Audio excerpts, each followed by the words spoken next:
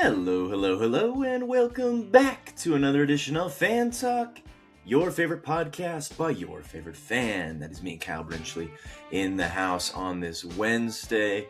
Welcome to Fan Talk. We're in the last week of April. May is almost here. Summer is upon us. It is a fantastic time of year, and a fantastic time of year for sports. Today we are talking MLB baseball. We're talking Stanley Cup playoffs, NBA playoffs, all the fun things here on Fan Talk. Fan Talk is a podcast that you can find anywhere you get your podcasts. That's right, I upload everywhere. I am also on YouTube if you like the video version. YouTube and Spotify both have video versions. If you are watching on YouTube, please leave a like, comment, or subscribe if you like what you hear. We got the sign, we got the posters, Rogue One and Phantom of the Opera, and we're jumping right into Fan Talk. Thanks so much for tuning in. Let's start with Major League Baseball. That is right. We are in the Major League Baseball season. It's still weird to me that the MLB season starts at the end of March. We're about a month in, and there's been some surprising teams, both surprisingly good and surprisingly bad. I want to shout out the surprisingly good teams real fast. First and foremost, the Cincinnati Reds. So obviously Pittsburgh Pirates fan. NL Central is a division that I watch very closely. And the Cincinnati Reds are relevant once again. They are atop the NL Central. 19-10 is their record. 8-2 in the last 10 games. That NL Central is going to be very competitive this year. And the Reds are relevant once again. The Braves are relevant once again. The Athletics, the homeless Athletics, are on top of the AL West. That division's kind of a mess right now. But the Athletics, oh my word. And then the Tampa Bay Rays. They haven't been this good since they went to the World Series in 2020. So a few surprising teams. Now, there are some teams on the other end of the spectrum that had high expectations, who were good in previous seasons, who are off to a terrible start. This segment is going to be called the MLB Panic Meter. Which of these teams should be in panic mode? Because honestly, it's a long season. The Major League Baseball season, they play 164 games from March until end of September, pretty much. So it's a long season, and we're only 30 games in. There's still a lot of time for people to turn their seasons around, but we're going to look at the panic meter. Which of these teams are freaking out right now because of a terrible start?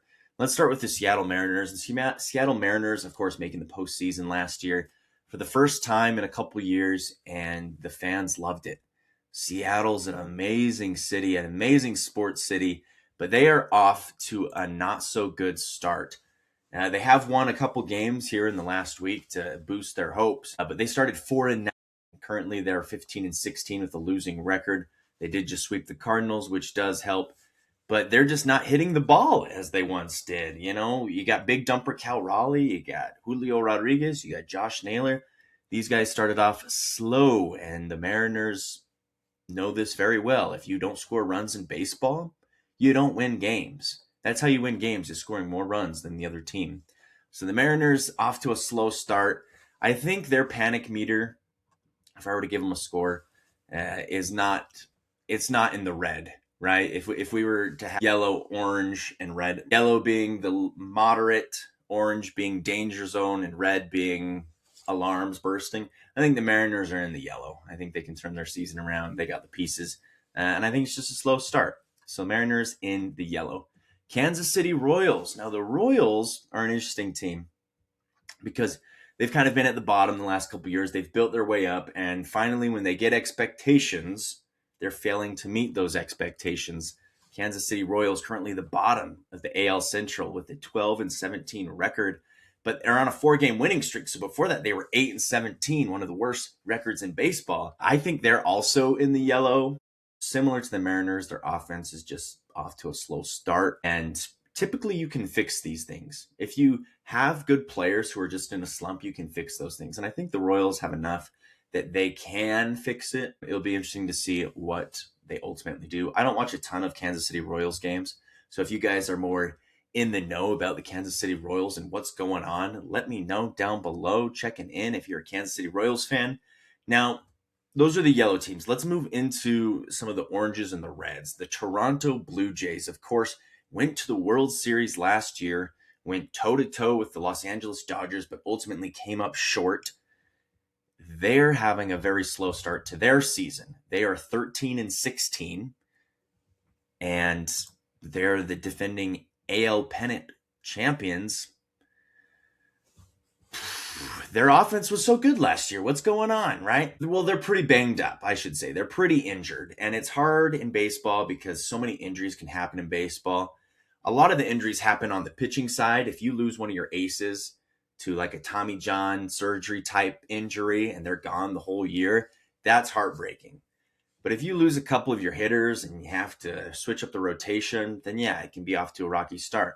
I think the Blue Jays are definitely in the orange. I think the reason they're in the orange is because they are a good team, but we just haven't seen that team this year yet because they've been injured. So if they come back from injury and they start playing well, then that's good. But if they come back from injury and they keep this slow start, then maybe that orange kind of turns into a shade of red. But the Blue Jays, tough start. And if you thought that was bad, let's go to the team that is tied for the worst record in Major League Baseball, who just fired their manager. This is the Philadelphia Phillies. Now, the Phillies have been a powerhouse in the National League for the last few years.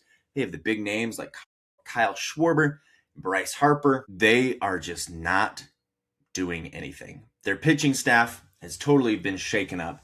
Their pitching has not been good. Their offense has not been any better. I think they're in the red. I think the Philadelphia Phillies are in the red. They're currently 10-19, 9 games below 500. Tied for the worst record in MLB with the New York Mets, who we'll talk about here in just a second. But the Phillies are in the red, and they fired their manager. They're going to get a new manager. They're going to figure this out, right? Maybe. As a across-the-state rival of the Phillies, I don't mind seeing them struggle. I don't hate them by any means. Honestly, I would always hope that they take out the Dodgers. They just never have. But it is very interesting, and we should see if they're able to turn it around. My optimism is somewhere in the middle. All right, 2 more red teams, the Houston Astros. I mean, I don't mind seeing the Astros suck. I really don't. Their defense is terrible. They're not the same team they once were. Astros in the red.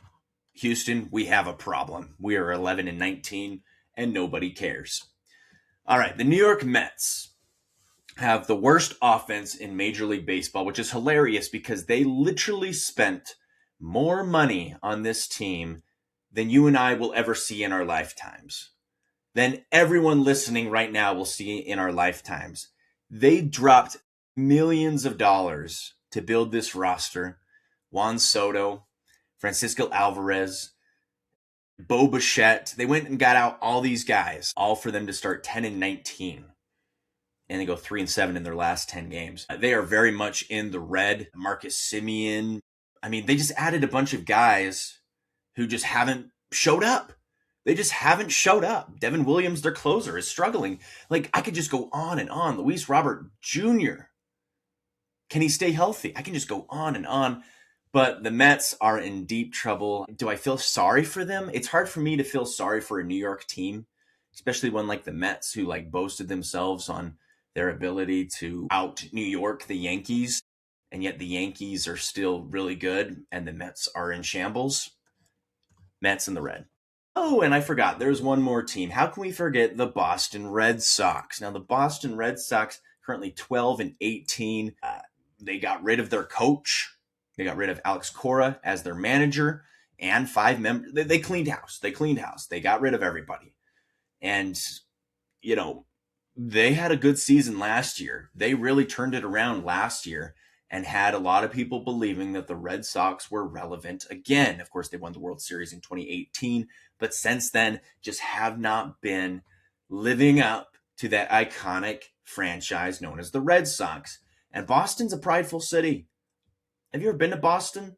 They love their sports, and they pride themselves on their good sports teams. You look at the Boston Celtics, they're good. You look at the Boston Bruins, they're good. You look at the New England Patriots, they just went to the Super Bowl. And now you have the Boston Red Sox, who are the laughing stock of the 4 of the major sports there. They're the laughing stock, and that is just not good. And that is just not what Bostonians want to hear. Boston Red Sox are as red can be. but they fired their manager and cleaned house. And sometimes, a change of leadership is what a team needs. So let me know what you guys think down below. Is my panic meter right? Is it on par? Is it a little crazy? Again, we're only 30 games into a 164 game season. It's still April, still a lot of baseball to be played. Some of these teams can get back on the high horse and figure it out. Some of these teams just might not. That's just the way baseball is. But fun times. Go watch some baseball, and it's going to be an awesome season. Let's shift our focus now to the National Hockey League and the Stanley Cup playoffs. Now, the Stanley Cup playoffs, and I mentioned this before, I think is the funnest playoffs to watch because it's not like the NBA, it's not like NFL, it's not like Major League Baseball, where home field advantage is so critical. It's very interesting. Home field, or in this case in hockey, home ice, does matter, but historically, and you look at the games, it's not a sure thing. Like NBA teams, they play better at home.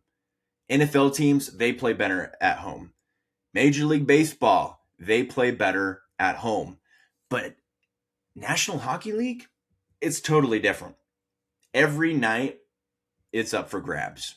Home ice or not. And it's been a fantastic Stanley Cup so far. The Avalanche and the Hurricanes have both respectively moved on to the next round, sweeping their opponents.